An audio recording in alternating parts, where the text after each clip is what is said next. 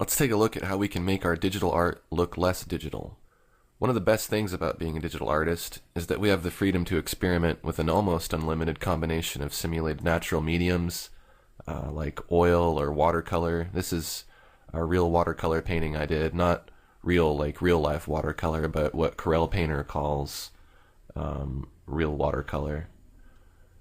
So it works very interesting. I'll show you a little blob here. You can see it actually bleeds into the canvas like real watercolor would.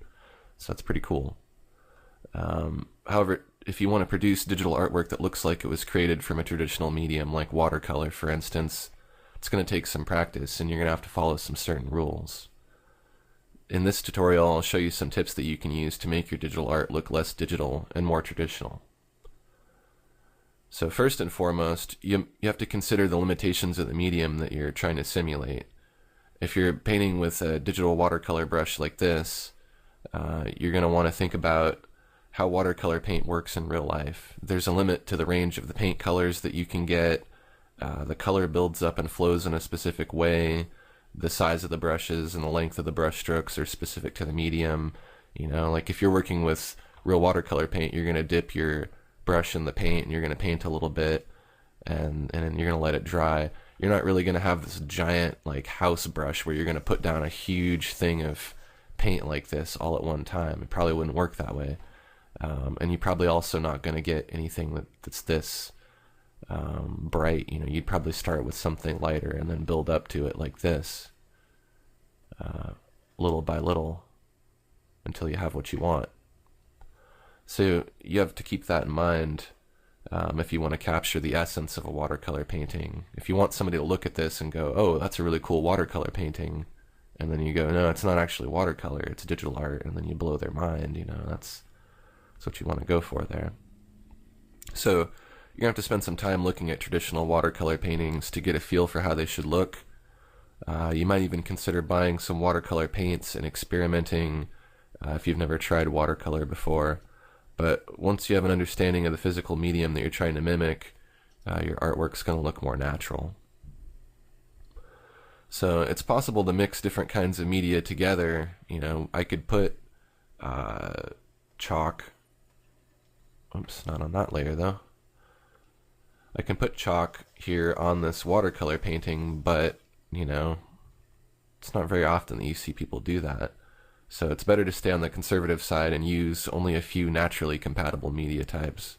And what I mean by compatible, you know, again, is you probably wouldn't put watercolor on top of oil or oil on top of watercolor in real life because they just wouldn't mix very well. So I recommend that you don't do that with your digital art either, unless you want it to look unnatural. I make a lot of paintings that don't really look like they're made from any one identifiable medium. You're not limited to only making watercolor or acrylic paintings exclusively. You can feel free to paint with any combination of brushes as long as your painting looks cohesive. One of the best compliments I get on my work is when, you know, people ask me what medium I paint with. It says to me that people are perceiving the painting as having been created with a physical medium, even though it's entirely digital. So a lot of the time people don't know, and I have fun, you know, doing that and experimenting, trying to make paintings that look like watercolor and then trying to make some that don't. You know, I don't only do one or the other, and you might want to specialize. You know, you might want to only do watercolor or oil, and that's fine. You can really just do whatever you want. That's the good thing about digital art. Adding character is really important. Giving your digital artwork character will not only make it look less digital, but it'll also give it more life. There's several techniques you can use to make your artwork stand out and get more noticed by people. Canvas texture is probably the easiest way to add instant character to a piece. This piece has a little bit of canvas texture on it. This isn't a very high resolution image. I didn't put in a very large one, and I think I painted this pretty small. It's only like 8 by 8, so I can't zoom in that far to show you the texture, but you can see there's a little bit on there. I'm going to show you a different example here. Let's see. This is a piece I did, and there's some pieces in here that are really old pieces. They're kind of just experimental stuff before I actually knew what I was doing. So this is one of those pieces, and I think it looks terrible. From far away, it's okay. I've sold some prints of it, but I really don't like this. I think this is like one of my worst landscape pieces ever. So I'm showing it to you for a reason. There's reasons why it's bad, and I'm going to point those things out, because these are some things I've learned over the years while I was painting. You can see the canvas texture here, but it's way too heavy. It covers everything, and it just looks like somebody put a Photoshop filter on it. So anyone who looks at that is just going to go instantly, okay, that's digital art.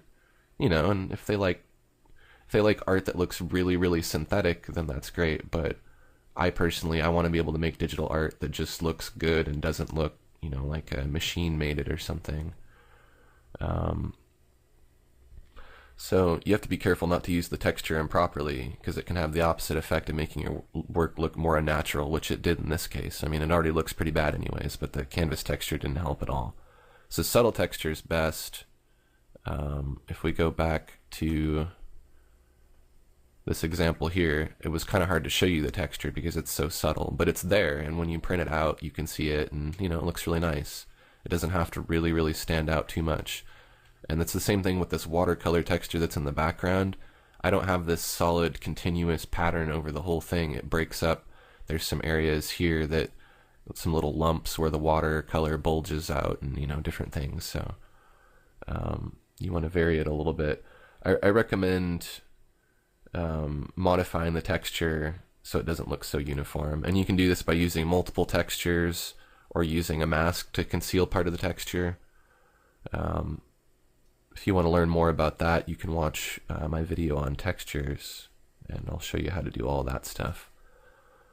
There's paper textures, which are different than canvas textures. Like a canvas texture would be this, for instance. If we do apply surface texture, this is a canvas texture. It just applies it to the whole canvas. And this is what I mean about overdoing it here. You know, this just looks terrible. You wouldn't want to do something like that.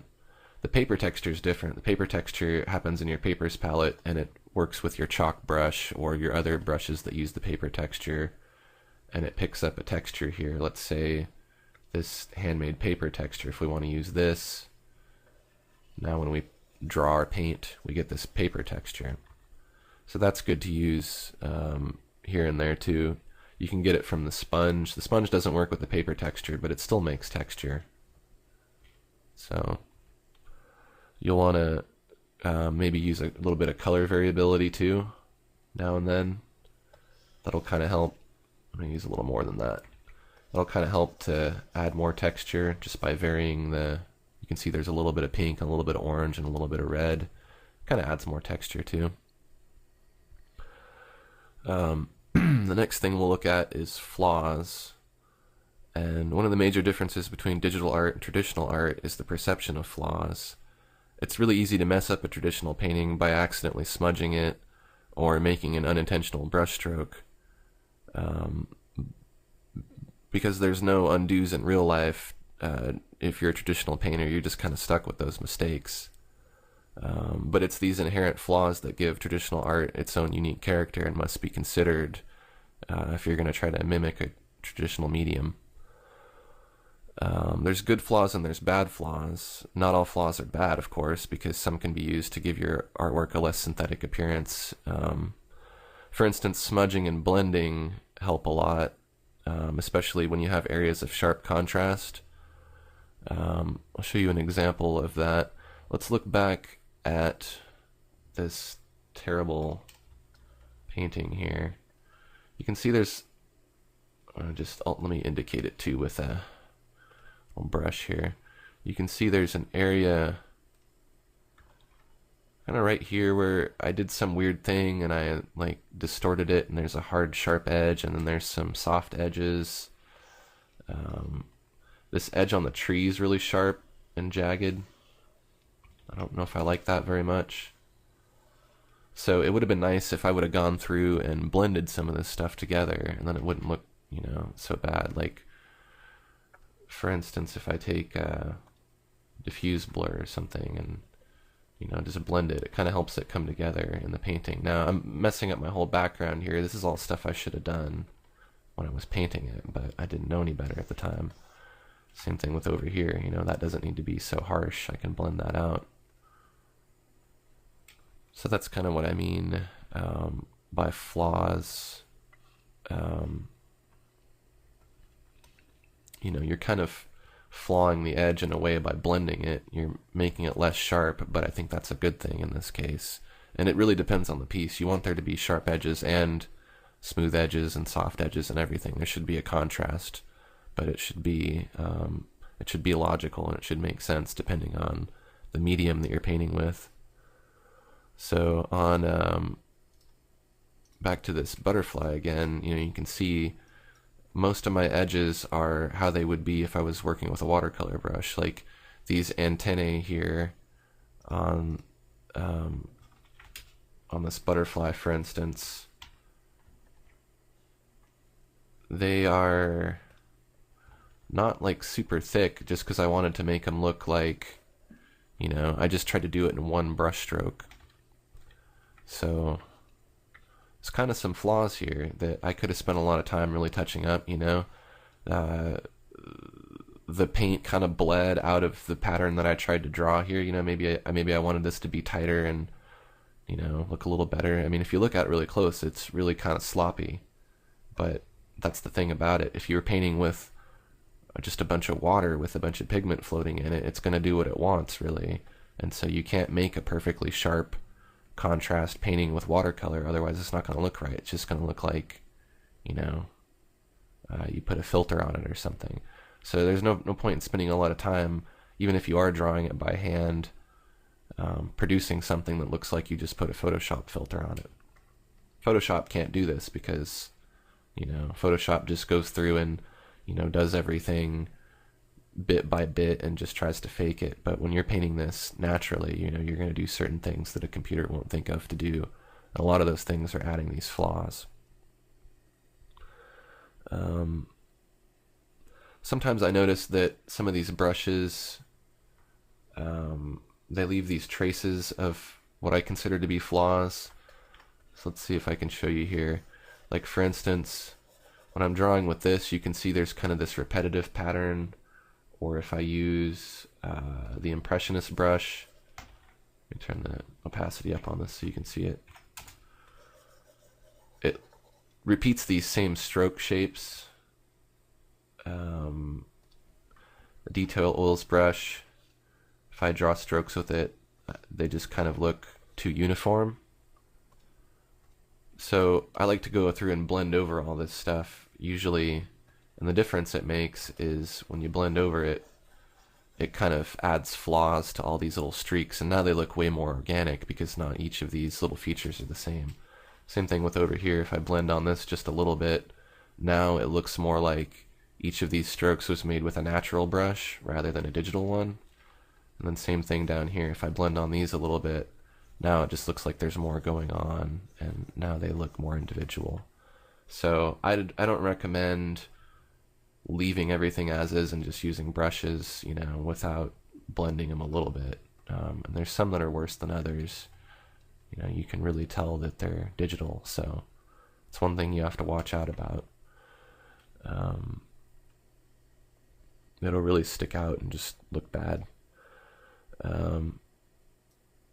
For digital artists, there's some flaws that you have to consider that are bad, that you don't want, and they're not going to help your piece. I showed you some in this piece here, some flaws that I don't like. I'll point out some more. One of the ones that's pretty easy to get is aliasing. This is another piece I made a long time ago, you know, and like when I was first making digital art and I didn't really have a technique. I just kind of just trying out different stuff, and I didn't have any idea of how to make it, you know, properly, so I messed up some things in this. The composition I like. I think it's pretty cool. It's a cool idea, but if you zoom in, it gets really jacked up. And I'm going to fix a setting here because Painter is automatically smoothing the screen for me, but I'm going to look at this without the screen being smoothed real quick, and then you'll be able to see how it's really supposed to look. See how it got really sharp and jagged now? And especially on these edges here, on the arm, you can see if I zoom in really close, there's this stuff that looks like stairs. This is called aliasing. So when you hear the term anti-aliasing, that's what was happening here. When I turn on this feature, smooth objects when zooming, it's automatically anti-aliasing everything. So it's trying to remove this stair-stepping effect everywhere. So you really don't want that. That happens because your whole image here is made up out of pixels, and each of those pixels is a square. So when you get down to a certain, when you zoom in to a certain point, that's all you can see are these little squares up next to each other. So it makes this jagged edge. This happens if you make a low resolution image and then you try to blow it up. When it blows up each of those square pixels, they get bigger, but they still maintain that square shape. So I'm going to put this back on just so you can see more of this aliasing here happening. But it really kind of ruins the whole piece, I think. And it would be really hard for me to go in and fix it. You know, I could blur the whole thing, but then it does need some sharp contrast, so I really don't want to be blurring it. It's just when I drew it, I should have drawn it more high resolution, and then it wouldn't have gotten screwed up like that. So that's something that makes your work definitely look digital, because there's no aliasing that's going to happen when you're doing a real painting or an illustration with a traditional medium. So you have to watch out for that. You can't have any of that. Another thing that can happen is artifacting. If you save as a JPEG, it's not a good format to save your work as, unless you're just done with it entirely and you're not going to ever change it and you want to make like a small copy for the web, then you can save it as a JPEG. But otherwise I would save it as a RIF or a PSD or a TIFF or a PNG. Any of those are better than JPEG. JPEG will compress the file, and so it's going to make it lose information to make the file smaller. And when it loses information, it loses details, like fine details in your painting. So if you've ever seen things that people have shrunk and then blown up on the internet, it gets kind of blocky and it looks weird. That's called artifacting, and that happens from compression and different things. So you got to watch out for that too. Again, that's going to make your artwork look less natural and more digital. Finally, another thing is color calibration. You might be making stuff on screen and it might look great to you, but if your color's not calibrated, and what that means is if the color you're seeing isn't actually the color that would be printing from a printer, then some things might happen, like you might put your artwork online and then someone will look at it on their monitor on the internet, and then all the colors will be different. You know, maybe this red will be pink here, or there'd be a bunch of stuff in the background that looked black to you, but there's a bunch of stuff there that people can see that you didn't want to be there. So you have to watch out for that too. That'll make your work look really digital, and it'll just make it look bad in general. Another thing, again, as I mentioned on the tree, there's these sharp edges. I didn't know much about blending, and I learned a lot as I've been creating digital art. There's this stuff in the background here. This is a really sharp edge that doesn't need to be here. This is something I should have gone through and softened and blended so it looked more distant, but I didn't think of that. So hard edges are another thing that don't often really occur in traditional mediums. Usually traditional mediums, the edges are pretty soft because it's whatever paint or pigment you're using is kind of blending together, bleeding together. But all these problems here, like artifacting and aliasing, they're all easily preventable. You just need to be careful about how you save your artwork and how you set it up to begin with.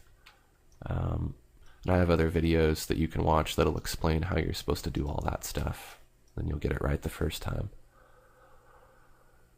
I want to show you some other examples so I can just rag on myself when I was a younger artist and I didn't know what I was doing. There's a lot of people who do the AutoPainting or the cloning, and I did a lot of that when I started out, and that helped me kind of get a feel for how the program worked. But you know what? Cloning and AutoPainting is lame.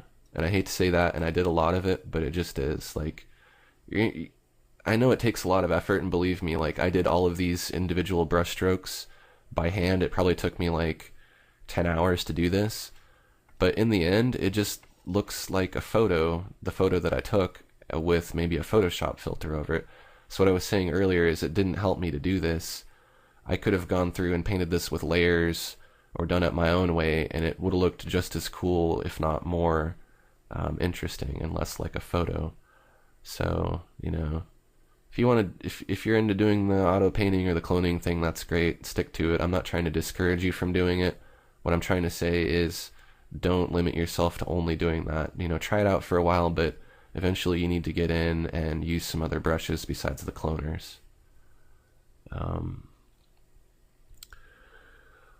So let's take a look at some more stuff here. Let's look at some examples of some stuff that I do like. And so here's some lessons that I've learned since then.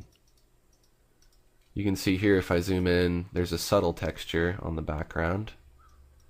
If you look at the background leg, I made sure to blur the edge so that it looks more like it's in the distance, like there's some focal point going on. I blurred these edges along the tail. They're not too sharp. Same thing with the rocks. I made sure there's no aliasing or anything going on, and if there was, I would have smudged it. You can see there's a little bit going on. At a certain point, if you zoom in, you're going to see some pixels, but you're not meant to view this large. You know, this would print out probably about here. So you can see I learned a lot there. Again, here, there's a lot of smudgy edges and a subtle use of texture. We looked at that. This tree, if you look at this trunk and how the edge is kind of soft versus this one here where I was really sloppy about it, and you can see I probably used something like the palette knife, so you can see these jagged edges from the knife, and you can see all the streaks that the knife made. That is really sloppy, and the edge is way too sharp. It just doesn't look good. So that tree compared to this tree is like, you know, a million times better, I think. So stuff like that makes a difference. In this one, the texture's a little heavier, but I kind of wanted it to be like that. But it's still varied a little bit. It does, you know, it looks like a natural texture. It doesn't look like a Photoshop filter.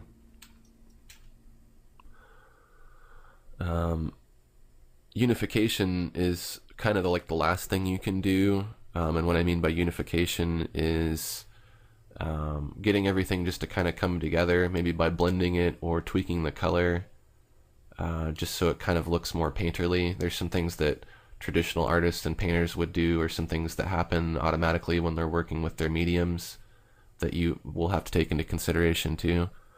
Tinting is one of them. I did that in this piece here. Everything's kind of tinted blue so that all of the colors come together. When you're working with traditional mediums, the colors will vary quite a bit. So if we look at this example here, I don't think I really used any tinting, and so you have these monster guys or whatever they are, their skin color's the same red, and then I guess I did kind of try to tint the breastplate of this guy a little bit here, but what I should have done to kind of make it come together more is I should have tinted it. So if I add a multiply layer here and I paint over it with an airbrush, I could have done something like this, and that would have varied the color a little bit and added some shading, and would just kind of brought more focus into the center. And then I could have added another tint also just over the whole thing like this, maybe just to bring all the colors together. So if all the colors are slightly tinted the same orange, it's going to kind of give the illusion that, you know, maybe when the artist was painting, that, you know, some of the paint got mixed together on their brush or something. So, and this piece is not a very good example because it's kind of line art, so you would probably do this more for like a paint kind of piece, but it gives you an idea of what tinting is and how you could use it. And then you can, of course, you know, turn down the opacity on the layer to vary the tint a little bit. But that's something I could have done that would have helped the piece, and it would have looked, you know, a little better, a little less stiff and rigid, and the colors wouldn't have been so flat. And, you know, you could really go to town with that and just tint individual areas too if you wanted to. Like, if you wanted to tint his armor just green in a little spot just to change it up, or maybe his gauntlet over here, give it some tint. You know, it's a good thing just to add in different places just so your color is not so static. You can really do whatever you want. So it's just an idea. Finally, if you combine tinting with textures, we can do some really cool things like add flaws, dirt and stains and things. So it makes your piece look kind of weathered or aged, like it's been sitting around in an environment for a while. Now let's see if we can find something to do that. Let's do that with this lizard thing here. Let's make this lizard, it looks really fresh and crisp like it's a brand new painting. Let's make it look a little older. So I'm going to combine tint and texture here. So my tint, I'm going to pick like a orange kind of dirty color, and we'll use the sponge. So the sponge has texture, and the tint is, of course, we're using this multiply layer. So if I go through and paint over it, I get something like that. I'm going to turn color variability off here. We don't need that now. I'm going to make another layer. Of course, it needs to be multiply. We'll tint it some more. And make another layer and maybe some little dirt spots. We'll blend it a little bit. Need to make that a multiply layer. And we'll blend some of this stuff we put in behind it.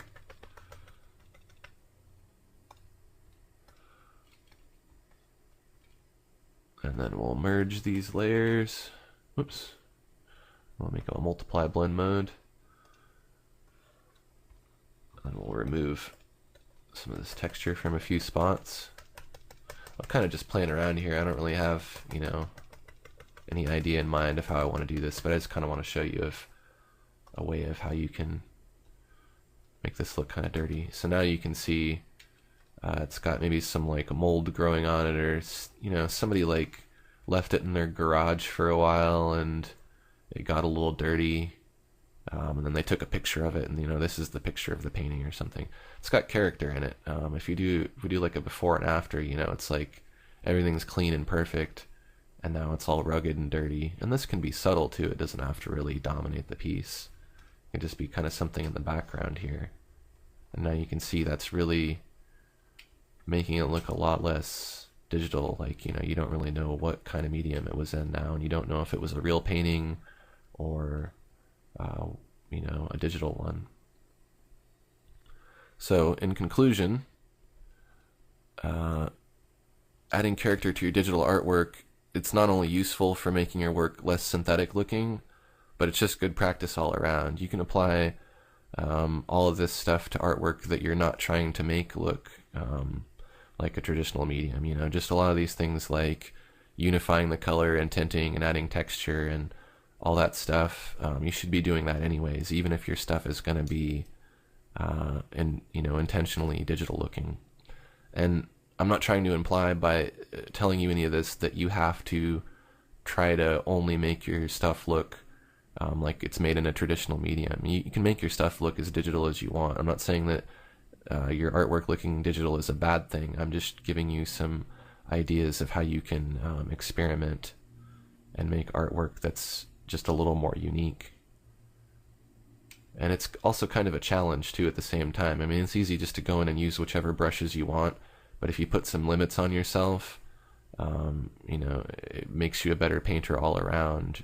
You know, even though I'm terrible at painting with real watercolors in real life. All I do is make a mess, but I can have fun and I can experiment with them here and still use them in just about the same way. I just don't have to clean up any mess afterwards, and I can get some results that look pretty good and pretty convincing. So I think you can too if you follow some of these techniques and keep some of this in mind when you're painting. Thanks for watching.